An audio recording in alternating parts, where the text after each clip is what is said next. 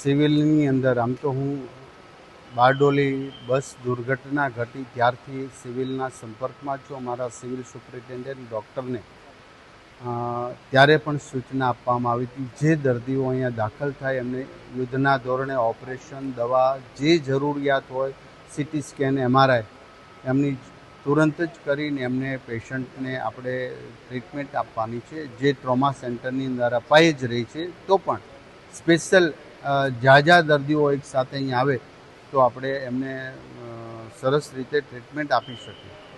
સાથ વ્યક્તિઓ એક સેકન્ડના ભાગની અંદર ત્યાં મૃત્યુ પામ્યા એ દુઃખદ ઘટના છે, પરંતુ જેમને ઈજા થઈ એ સૌ 12 પેશન્ટ અત્યારે સેફ છે.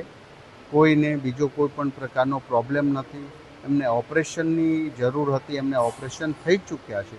બાકી જે મેડિકલ ભાષામાં 2 દિવસ પછી કે 4 દિવસ ઓપરેશન કરવાના હોય એ પણ થઈ જશે. એક પેશન્ટને પ્લાસ્ટિક સર્જરીની પણ જરૂર છે, એ પણ અહીંયા થઈ જશે. તમામ પેશન્ટના સગાવાલા મહારાષ્ટ્ર અને ગુજરાતમાં જ્યાં રહેતા હોય બધા જ અહીંયા આવી ચૂક્યા છે.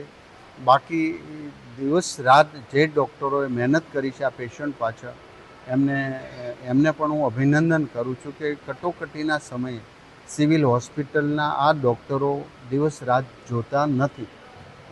તો આજે આપણે પ્રાર્થના કરીએ છીએ 12 પેશન્ટ જલ્દીમાં જલ્દી એમને રજા આપી ઘરે હસતા જાય એવી ઈશ્વરને પ્રાર્થના કરીએ છીએ.